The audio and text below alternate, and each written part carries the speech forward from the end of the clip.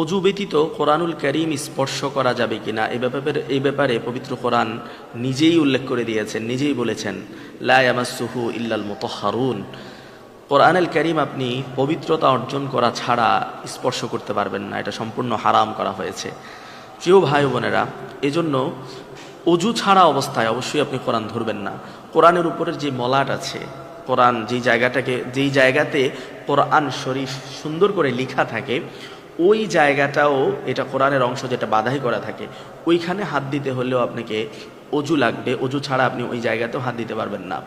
তবে যেটা কোরআন থেকে আলাদা করা যায়, কোনো গিলাফ যেটা আপনি নিজে তৈরি করে থাকেন কিন্তু কোরআনের সাথে একেবারে বাধাই করা হয় না, এমন যদি হয় তাহলে ওই গিলাফটা ধরতে পারবেন। এই ব্যাপারে শরিয়া ছাড় দিয়েছে। এছাড়া কোরআন স্পর্শ করার জন্য অবশ্যই আপনাকে অজু করে নিতে হবে। প্রিয় ভাই বোনেরা, আমরা অনেক সময় মোবাইলের সফটওয়্যারের মাধ্যমে কোরআন তেলাওয়াত করে থাকি। এই মোবাইলের সফটওয়্যারে যখন আপনি কোরআন তেলাওয়াত করবেন, সেখানে আপনার অজু প্রয়োজন হবে কিনা এটা নিয়েও অনেক মতানৈক্য রয়েছে।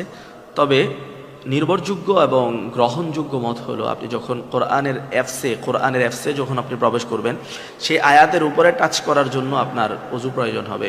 কিন্তু আপনি যখন কোরআনের অ্যাপস থেকে বেরিয়ে যাবেন, বাহিরে যদি আপনি খালি জায়গায় টাচ করেন, তাহলে অজু ছাড়া টাচ করলেও সমস্যা হবে না।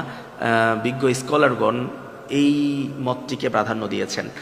এজন্য অবশ্যই কোরআনুল কারীম তেলাওয়াতের জন্য আপনাকে অজু করতে হবে, আর এটাই কোরআনের আদব। তবে অবশ্যই আপনার যদি অজু না থাকে, আপনি কোরআন স্পর্শ না করে মনে মনে বা মুখে কোরআন তেলাওয়াত করতে পারেন, এতে কোনো অসুবিধা নেই। তবে কারো যদি ফরজ হয়ে থাকে, গোসল যদি আপনার উপর ফরজ হয়, আপনি কোরআন মুখেও তেলাওয়াত করতে পারবেন না, এটাও হারাম। আপনি মুখে তেলাওয়াত করবেন না, প্লাস কোরআন ধরার তো স্পর্শ করার তো প্রশ্নই ওঠে না। এজন্য অবশ্যই কোরআনুল কারীম ধরার আগে আপনারা এই বিষয়গুলো খেয়াল রাখবেন। আল্লাহ তাআলা আমাদের সবাইকে বোঝার তৌফিক দান করুন।